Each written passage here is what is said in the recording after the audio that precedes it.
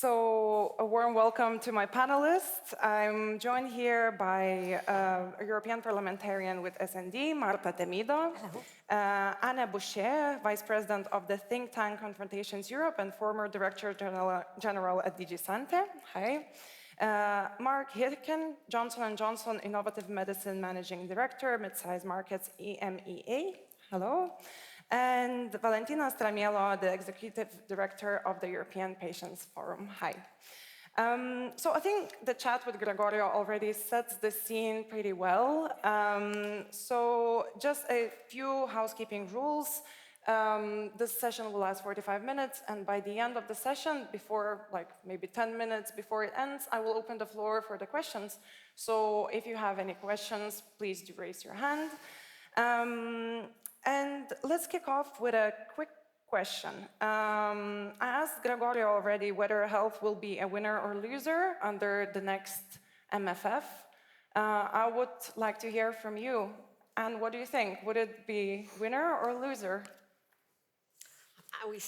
The starting position is, of course, very much influenced by the fact that the previous MFF happened under COVID, and it was an exceptional event with an exceptional response, and this will not happen again. I mean, I think that we have to have in mind. Still, that was an opportunity to build new policy. That was when the health union started. That's when HERA was established, when there was the revision of the cross-border health threat regulation and so on. So there's quite a lot of things which have happened which require financing. So I mean, and we will keep having a health focus, which I think will be important. There's some downsides in the way health is funded under the budget, which unfortunately will remain. But I mean, maybe we come back to that. So winner or loser in one word?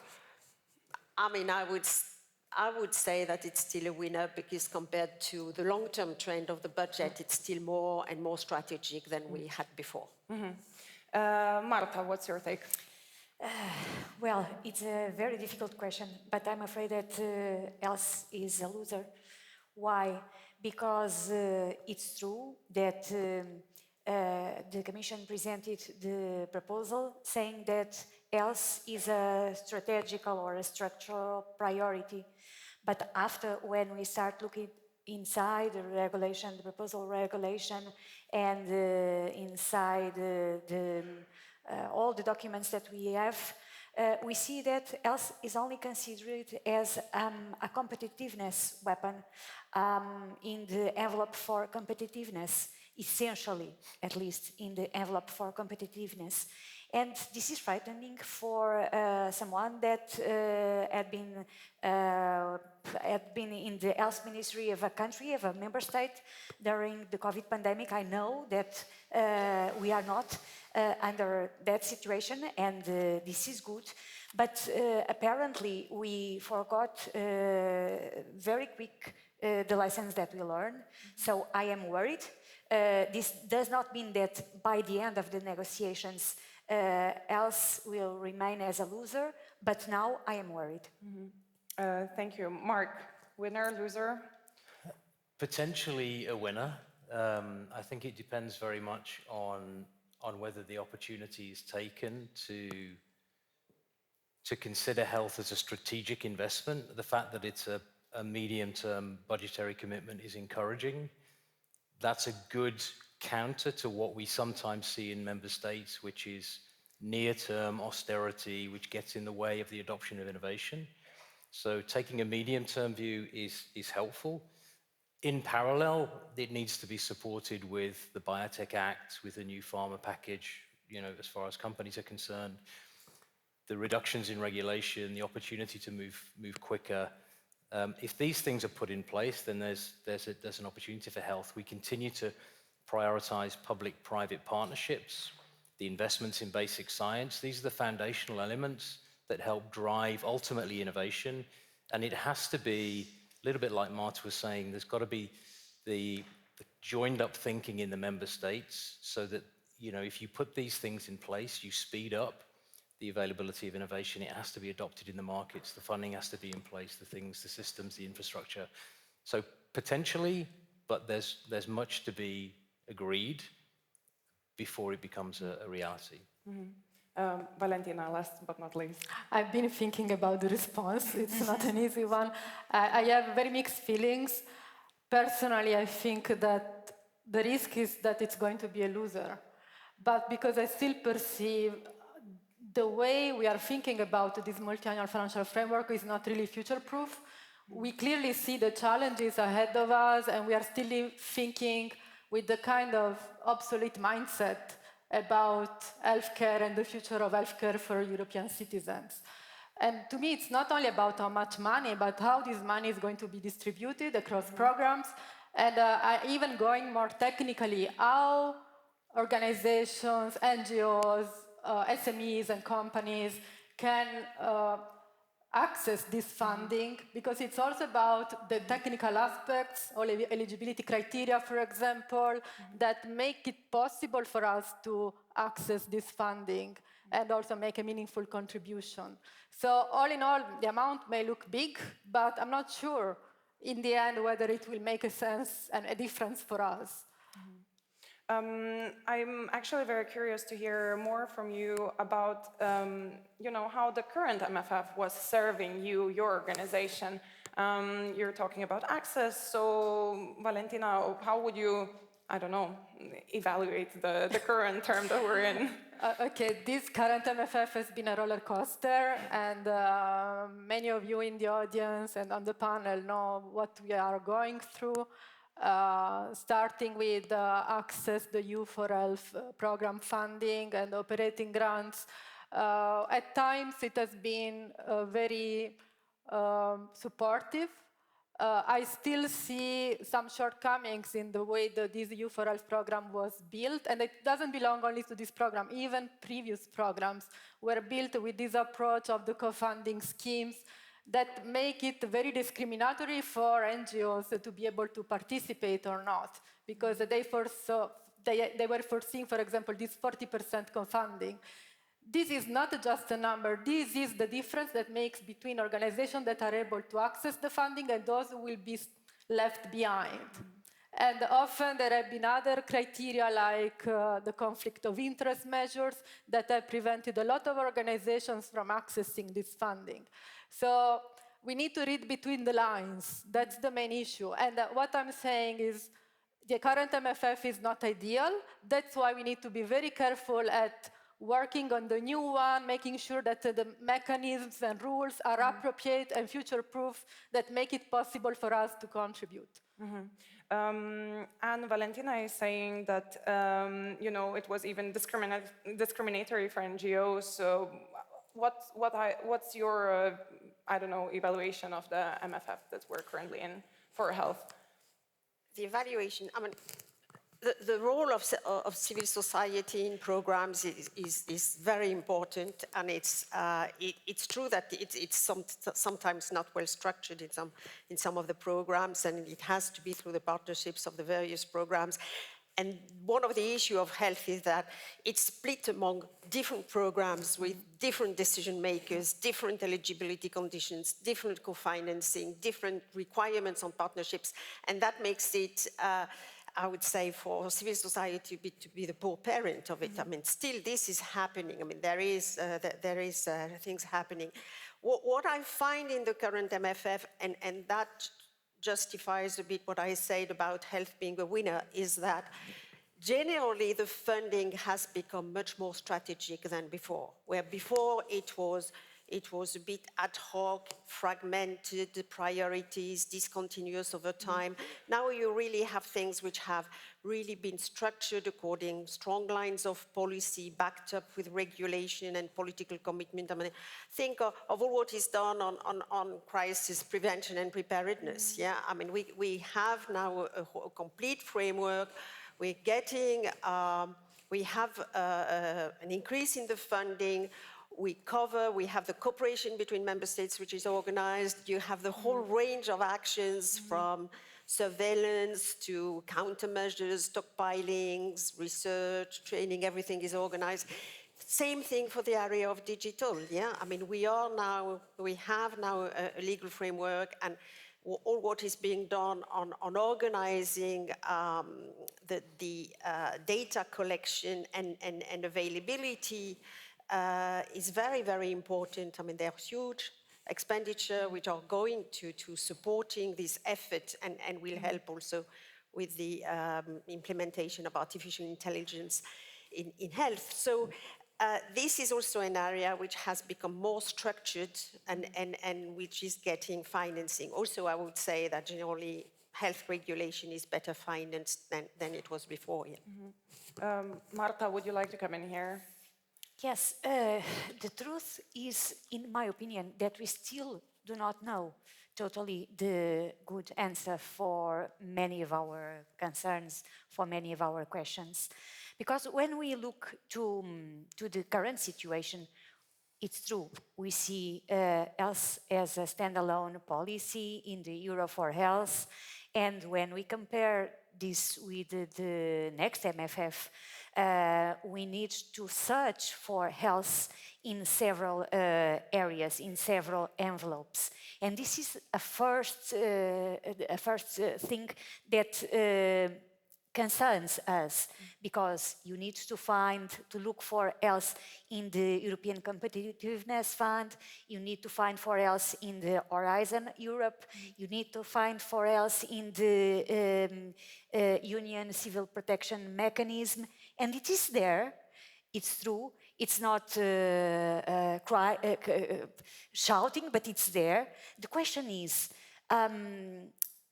we still do not have enough detail to understand at what point health, for instance, will not be competing with agriculture in one of the envelopes that is in the competitiveness fund.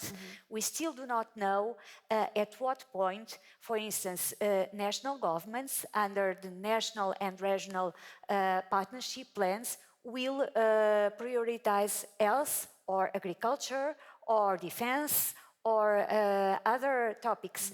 So this brings some uncertainty, lack of predictability that may be solved when we will come to the discussion of regulations, when we come to a more detailed phase. But this is a first concern. The other concern, bigger than that one, is related to the ceiling of the MFF itself.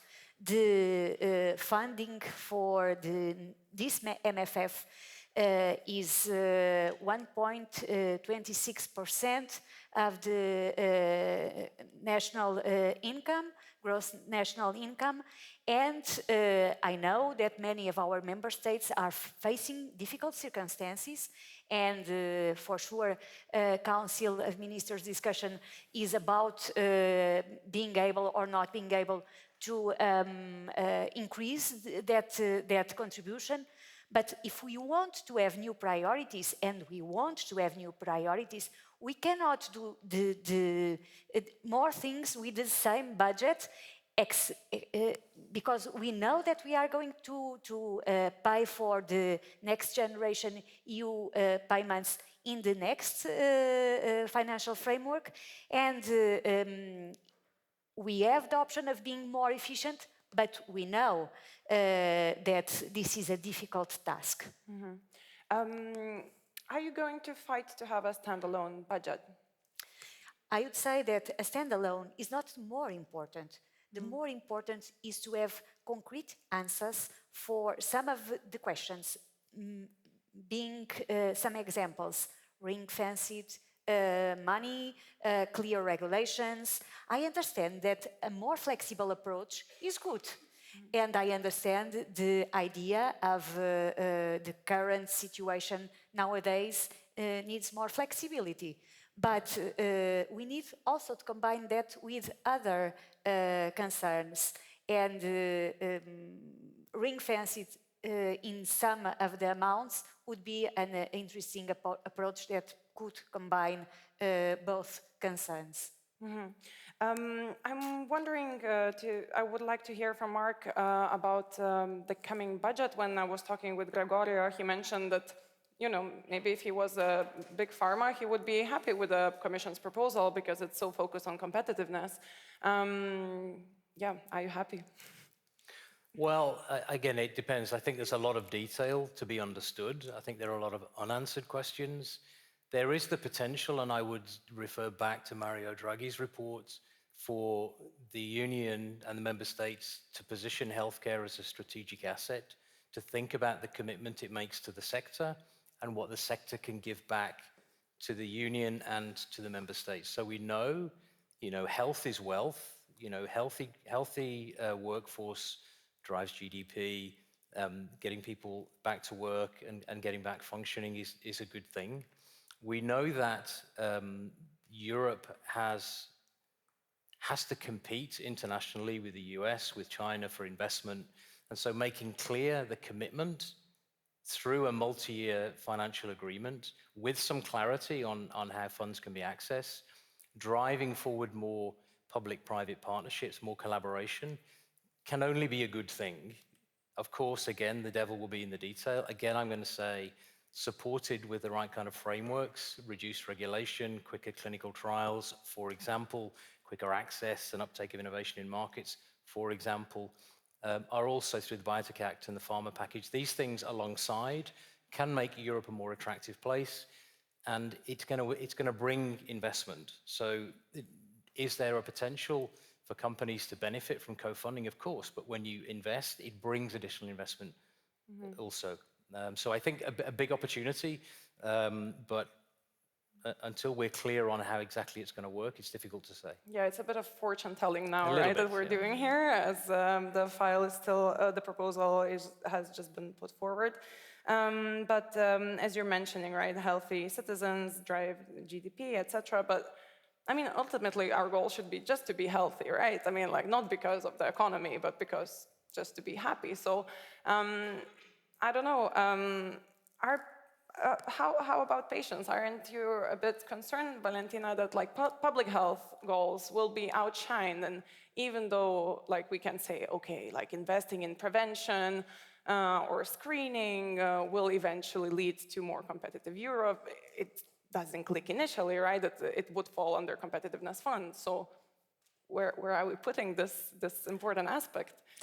So we are not against competitiveness being so much under the spotlight, because we believe that it can lead to better care for patients, more investment in research, can lead to new and potentially more effective treatments for patients. But this shouldn't be indeed at the expense of prevention, health promotion, health literacy. There are so many problems that cannot be tackled just with competitiveness, and that needs to be acknowledged. I heard partially the session earlier where also health inequalities was tackled as a topic, which leads me to also thinking maybe we should consider investing in the new multi-annual financial framework on building business models that works both in terms of access and innovation. We need to find a fair balance there, and I'm not seeing anyone really tackling this in a way that really addresses patients' needs. I'm really scared about the future of healthcare in Europe right now, honestly. And I think collectively we are a bit in denial of the issues we are going to face in the years to come. You're scared, why specifically? Of the whole, in terms of access to care, we are citizens, we are already facing a shrinking of funding, programs, health programs, prevention programs that were earlier accessible. They are not anymore, or less and less compared to the past. And we are getting used to these reductions in health funding, even at country level, because countries cannot cope with the cost of healthcare while they need to also tackle with other priorities. So I think that's something that requires some major thinking collectively as all stakeholders. So it cannot be just an afterthought of patients. It should be a priority for other stakeholders as well. Marta, would you like to comment on anything that was shared now, or the aspect of public health, whether it's not outshine with the name of competitiveness? Well, I think that we all understand, we all clearly understand that without wealth, there is no health. And we need to keep on growing in terms of, in economical terms, in order to fund our social systems, namely our healthcare system. This is why competitiveness, namely in what pharma industry or other industries of the health ecosystem is important. But this is not enough because it's true that we also see some alarming events. And we see that funding is decreasing for several, namely non-governmental organizations. We know the world situation, perhaps not yet in Europe, but we see the world situation. And we see that we have many priorities and we need to deal with all of them. For me, the more important topic would be that I'd like to see health being considered as a European public good. Because it has all the features to be considered as a public good. It is essential for social cohesion, obviously for economic stability, for human security, and the features of public good are present in health, namely its positive externalities. It's good when others have health, good health, we all enjoy from that. This is more than only considering health under a commercial perspective. That is important, namely because it increases our perspectives as societies as a whole, but it's not enough. It's not enough. And when we look to the next MFF, what impressed me the most, what concerns me the most is the apparent, not yet totally explicit absence of other aspects that I consider that are important. But let's see during discussions, during the days ahead, the weeks ahead, if it is more clear for all of us, namely members of the European Parliament, namely European citizens, what next MFF will bring. You're mentioning that funding is decreasing, but actually then if we look at the proposal, 22.6 billion, maybe it's increasing. What do you think? No, it is not increasing. This is totally clear. It is not increasing because, first of all, because priorities are increasing. So if you want to fund more priorities with a budget that is slightly higher than the previous one, and you need to consider that you are going to pay, namely, the repayments of the Next Generation EU with the new MFF, you need to have that in mind.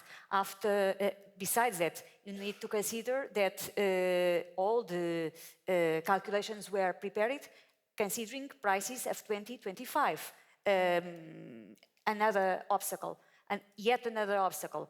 We are going to see the discussion between the institutions of the European Union, and probably the tendency from the Council will be to decrease, not to increase funding, because several member states face difficulties. This is not something that we can assure, but I think that we have enough motives to keep following it very carefully. And what do you think? 22.6 billion for health, of course, will be shared with agri and biotech. However, EU for Health now has only 4 billion, so it looks like more. Is it more?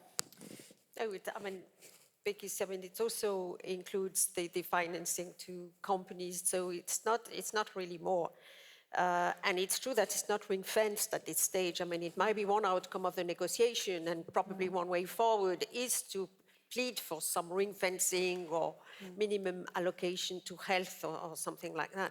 I think also you have to realize how it happens in practice. I mean, I think if you look at the competitiveness fund, it has this part will be managed by a committee where you will have agriculture and health people sitting together. I mean, it's not going to be in the hands of health people. It's going to be a real battle. So I think we have to be careful. I just wanted to come back to a point, which is, I mean, we should not make this opposition, I think, this trade-off between competitiveness and public health. I think, I mean, the trade-off is more on where do you put your money. And it's true that, I mean, with the competitiveness fund, people think that it will go more to companies supporting innovation, supporting pharma,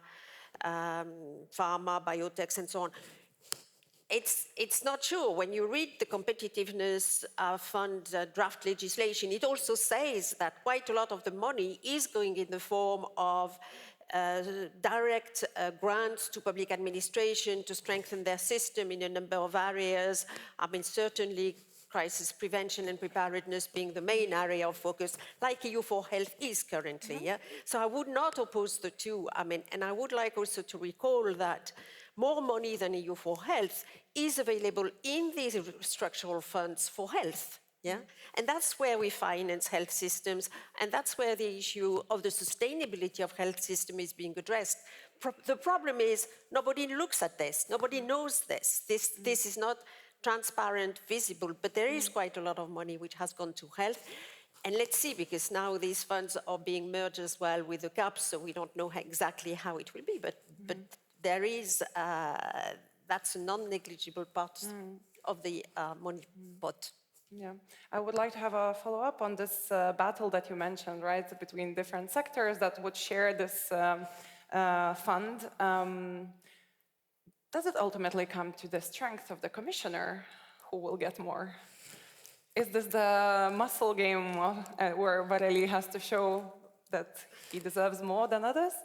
I think a lot depends on what Parliament and Council will want to have as rules for defining how the money is allocated and work programs. Yeah? The fact that the Health Commissioner does not control how health is funded, it happens in a lot of other areas. Yeah? I mean, if you think of research, there's a big cluster. The Health Commissioner is not always, I mean, is involved in the big strategy, but not in funding decisions. I mentioned the structural fund. So, I mean, it's a real challenge for the Health Commissioner to really have a strategic view on how the whole health funding is really funding our priorities. Yeah? Valentina, do you trust EU policymakers that they have that vision? I think some of them probably do, yes. So I don't want to be so negative about the ability to also have a vision in that sense. And I also understand right now, thinking of the commissioner, of course, is trying to match priorities and to find a way to match different needs. It's not an easy task for him, I assume. Of course, for policymakers to have a complete vision, they need to make sure that stakeholders are on board to share their views, have their say, to have a comprehensive dialogue with everyone affected by these decisions. And so we need to make sure that the dialogue is there and that it happens in a rather regular way. Otherwise, the risk is that decisions will be made and we won't have a say at the end of the day. So we are raising our voice, but of course, it's not always so easy because it also comes with the capacity needed to be able to raise a voice. Of course. Mark, would you like to comment on your trust with the EU policymakers? Yeah, well, trust, I don't know. I mean, you have to believe the intention is a positive one, and you know that there's a willingness to partner, that we have to work together across, you know, NGOs, the elected officials, the civil servants, the private organizations, to get to a solution. I'm not sure I share the nervousness around competition, because competition typically does two things. It drives innovation and it drives down cost, both of which are necessities if you're going to have a sustainable healthcare system. The important thing in competition is that it doesn't become destructive, that it actually drives collaboration. I think there have been some good examples of where that's happened, and I think, again, coming back to this idea of the public-private partnerships, how we work together, how we collaborate together on the things that are most likely to deliver value to the Union and to the member states. And by doing that, working together, we are one small cog in a very big machine. The whole machine has to work well. So the importance of these kind of conversations is also critical. So finding our way together and not seeing competition as a bad thing for me are things that I just wanted to comment on. Yeah, for sure. Do we have any questions from the floor?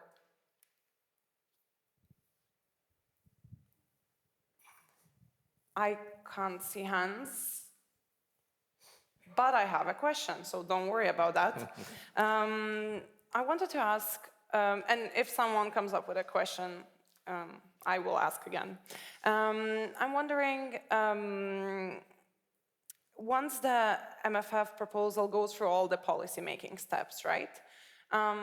What's the ideal health budget in there? Not money-wise, but like how it has to be structured, that we really unleash that potential, and maybe we can't, talk that everyone would be happy. Probably someone would not be still happy, but what's the golden recipe there?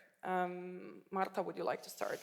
Very difficult question. Even at national level, it is very difficult to have a good answer for a question: what is the ideal budget for the health sector? Because I clearly remember the discussions between health ministers and financial ministers, and it's always tough. Because health is a sector that where increasing in expenditure is a trend, and of course that we all know that we cannot grow under the level of revenues that we have as a society. So it's difficult. But it is also true that most of the times the sector is underfunded. And it is also true that most of the times we say that health is a priority, is an investment, it's not only a cost, but when we come to the table to discuss, the things seem different. What concerns me the most is not to have exactly idea of what we are designing the budget for. We must have very clear for ourselves that many of the health decisions are up to member states. Funding, organizing, delivering healthcare is up to member states. So it's true that we cannot expect from the European Union to do what is not in the treaties, but we expect that somehow. I want to give you, to share with you an example. We are now discussing in the European Parliament an initiative report regarding the crisis in the health workforce. And many amendments to the initiative, to the report, have requests for European Union that are not under its competencies, its powers under the treaties.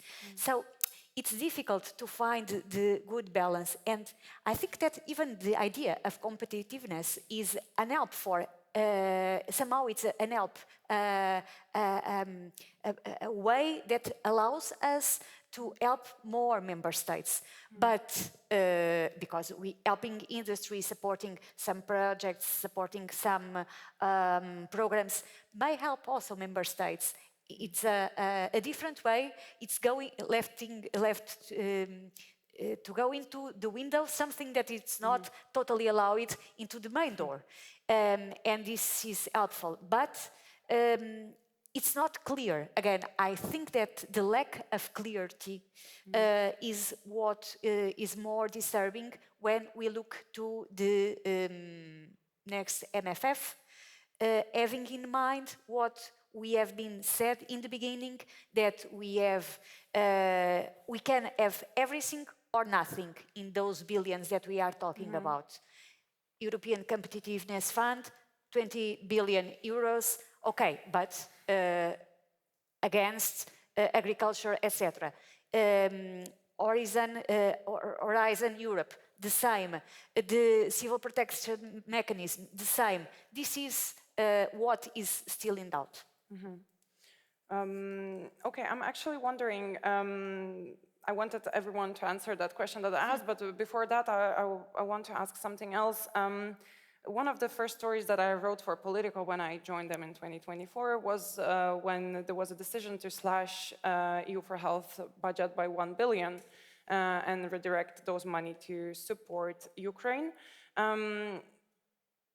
If the health budget ends up in that common pot under competitiveness fund, aren't you afraid that it would be easier to cut it? Like you're saying, competitiveness gives a direction, but like maybe it will be so easy to, the lines are so unclear.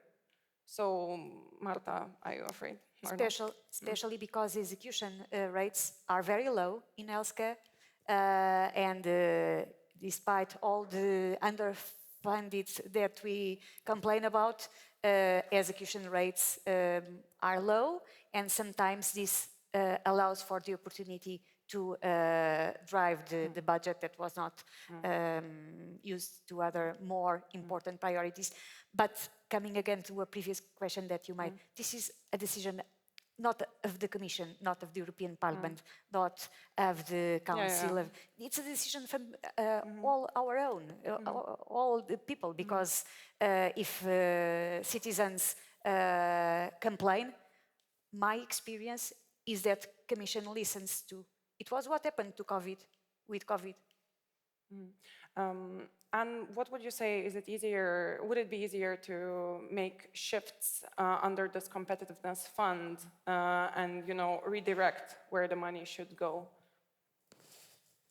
I think, we all agree that the money is little compared to the needs of the health sector, yeah?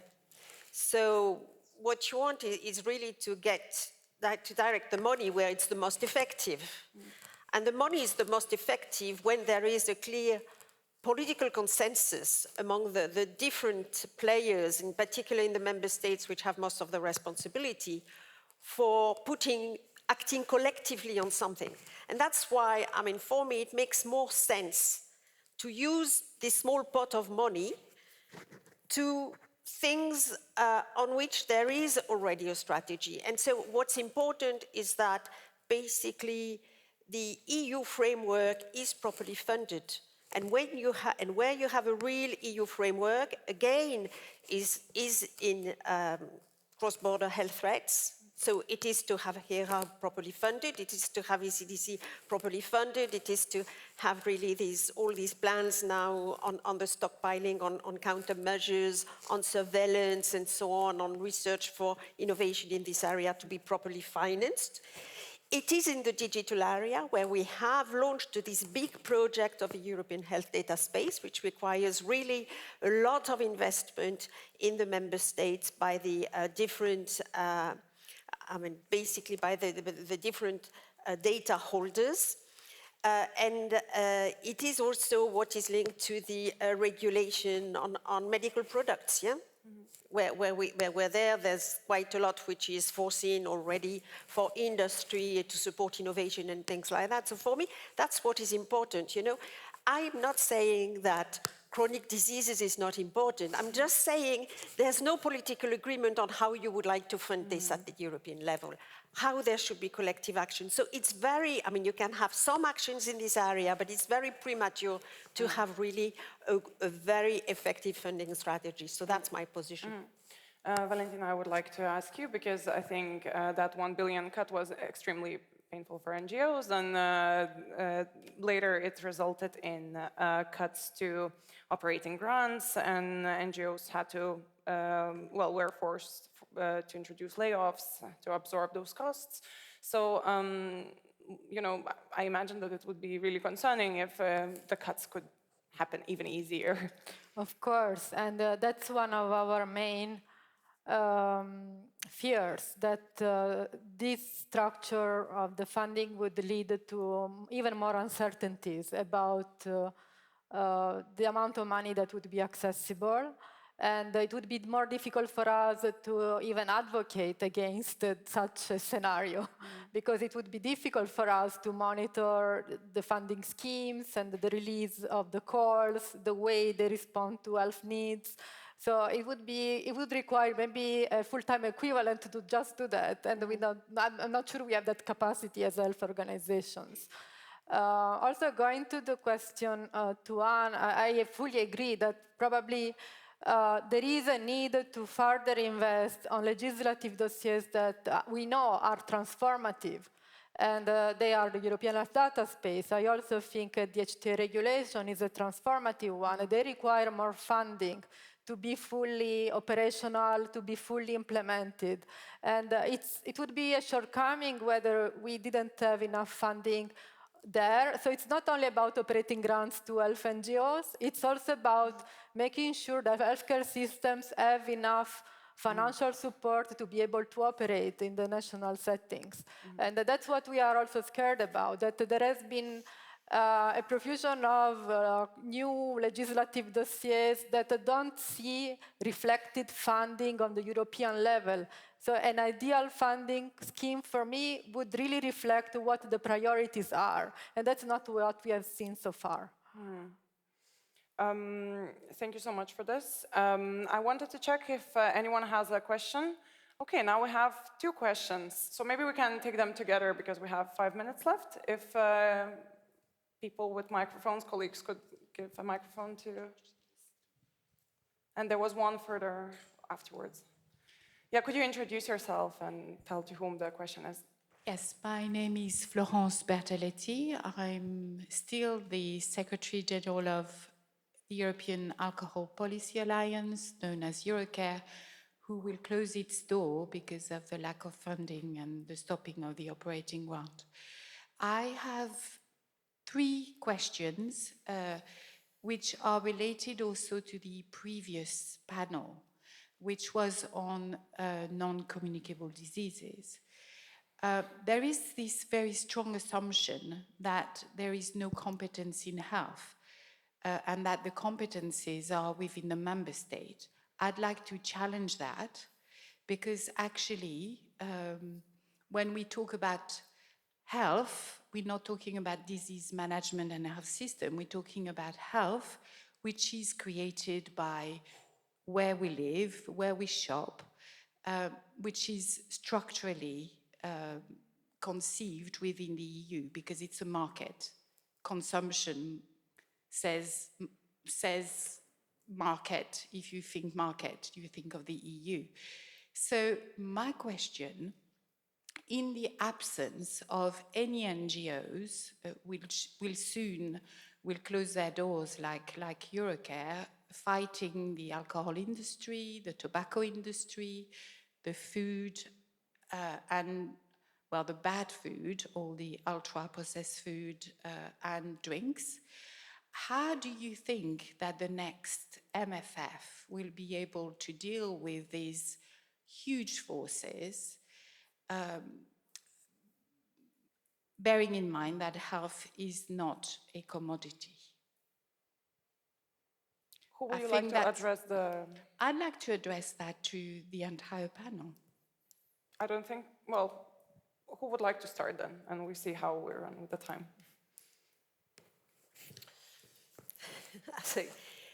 I mean, on this issue of public health, I think it's not to say, I mean, for me, I mean, one thing is to say it's EU competence or not, which is something, I mean, which is a bit legalistic. But I would say even beyond, because, I mean, as you could say, the treaty doesn't prevent you from doing that, yeah? But what you need is a collective, it's a kind of agreement among member states and with parliaments on how to act for this at EU level. And there you do not manage to get that agreement. Because there's so many, I mean, what you have seen at some, I mean, we had cancer, now we have something on cardiovascular. I mean, there's always it's a fragmented area. There's no, it's very, very difficult to create this. For me, civil society is key, and it's key on all topics here. But, I mean, the way civil society intervenes, in particular, in the different competence on public health for the EU, I mean, environmental legislation, food safety legislation, is key. How this is, you support, I mean, the NGOs for this. It's not necessarily, it could be in the agriculture program as well, you know, I mean, this is also partly done there, yeah?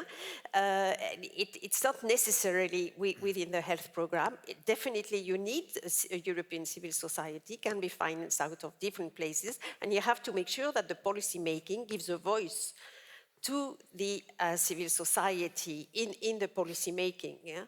So, I mean, for me, I do not contradict. How you finance directly NGOs is a complicated matter. You know it, in the social field, it's the same. In the environmental field, it's the same. We do not have, I mean, very, very limited operational grants. You need to have calls where it's relevant. This is not excluded from the future competitiveness program. I mean, if you look at it, this is not excluded. Research is also still there, where also you can build partnerships to present projects which are relevant for this. So, I mean, for me, the situation is not necessarily worse than it was. That it's not enough, maybe, to really have a strong European civil society, maybe, yeah. Let's take the second question that we had at the, yeah. European Patient Forum, so my question will not be addressed to my boss Valentina, but to the other panelists. So Valentina mentioned that indeed, for example, this year we have been impacted because we did not receive the operating grant.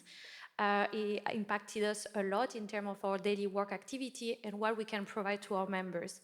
But I wanted to ask you, the other panelists, how do you foresee if as patient organization, we don't have a strong support, to have a strong voice to play in the game, how this can impact your work on a daily basis? Because me, I'm convinced that as a policymaker, as an industry representative, if you don't have a strong patient voice, this can really impact your daily work as well. So I wanted to ask you this question. I mean, Valentina can answer also, but... No, that's the main concern indeed, that as also Florence somehow mentioned, the high risk is that the civil society organizations are going to be silenced and we won't be able anymore to be part of the game, to have a voice and to have a clear dialogue. So that's the real elephant in the room. And for me, the way the MFF is pictured shows the way the European Commission is having their vision on what healthcare should be in the future, in the European context. And what is the role of civil society organization in this? That's the reality. We should face it. So organizations that are not anymore able to have their own secretariat in Brussels, this implies not being able to monitor policy dossiers anymore. And so when we talk about having dialogues, this comes with cost. We are not able to have dialogues on topics that we cannot monitor. We won't have any impact if we are not able to have capacity and human resources invested in this. So that's the reality indeed. And that's not up to me to have a response there, unfortunately. So, but it's great we have Mark, for example. Yes. Oh, okay. Well, I guess, you know, for us, and I think for many private organizations, the voice of the patient is extremely important in the conversation about what's important from an innovative target perspective, what's important, what do patients need, and what role do we play in helping support the development of new innovations that are going to support patients. Understandably, there are concerns around conflicts of interest. We don't believe it's right that patient organizations rely upon commercial interests as a source of funding. That's not a viable solution. But we think the partnership and working together, and there are opportunities for collaboration, which can be part of how an organization plans its resourcing over multiple years is one consideration in the conversation. But I would say that we do absolutely need the patient voice. It holds us all accountable, and I think it's a very important counter. Thank you. Marta, would you like to come in quickly because we're running yes, out very of time? quickly. It's again, it's frustrating because many times around during the last weeks and months, European Parliament has been advocating for funding civil society organizations and non-governmental organizations around the world, because we are all aware that they are crucial, critical for democracy, for the livelihood of our societies, for, of course, raising the voice of patients, and many times providing even services. But this is, unfortunately, perhaps only the point of the iceberg, because we are going to face difficult financial context. And this is not totally unexpected.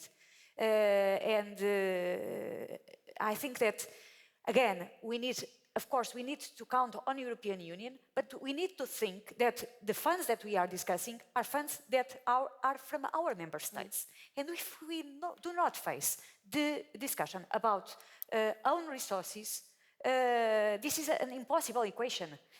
We want to do more with less, or at least with the same, in a context where costs are increasing, without discussing the need for growing, the need for competitiveness for health, and for member states increase their contributions.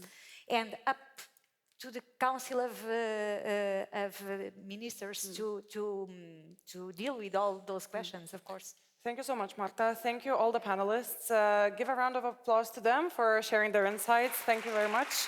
I'm leaving you now in good hands of Sarah Viton and Helen Colliers to close the day. Thank you.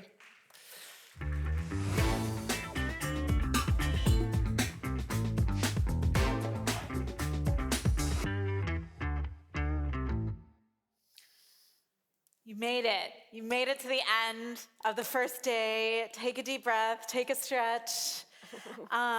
We've gone from crises to prevention to budgets, a full tour of the health policy landscape in just a few hours. To help sum it up, let me call my colleague Helen Colliers back up to the stage, healthcare editor at Politico. So Helen, what was your top takeaway from this afternoon's Prevent and Prepare theme? Hi, Sarah. Yeah, well, it feels like there's definitely no let-up in the pace of change in the morning and in the afternoon sessions. And as we've cited several times already today, the words of Sandra Galina, the DG Santé chief this morning, there's no time to lose.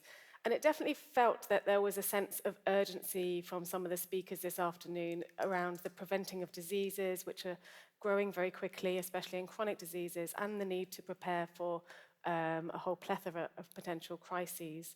I think stockpiling is going to become an ever more present in our conversations, not only to tackle drug shortages, but also through HERA, the Health Emergency Response Authority, to be prepared for any health crisis.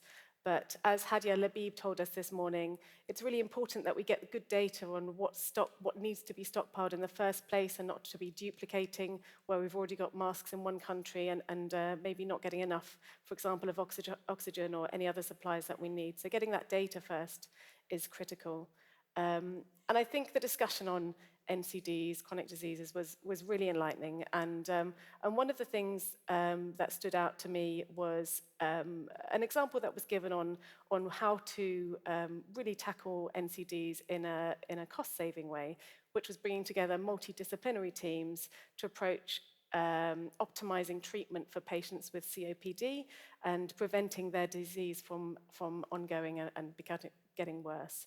Another important point from that discussion was the role that the food sector has to play in needing to provide food that is not addictive, but is in fact nutritious and providing what we need. So Sarah, as our recently appointed food and agriculture editor, I wanted to get your take on that discussion. Yeah, I mean, that is going to be a huge fight, and I thought the MEP's, Stina Boss's framing of it as a freedom issue. It's not really free consumer choice if the junk food is really cheap and the healthy food is really expensive.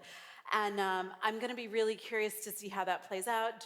Does the EU force the price of healthy food down so that it equals the junk food, or do we take sort of a Mike Bloomberg soda tax approach of bringing the price of junk food up to be the same?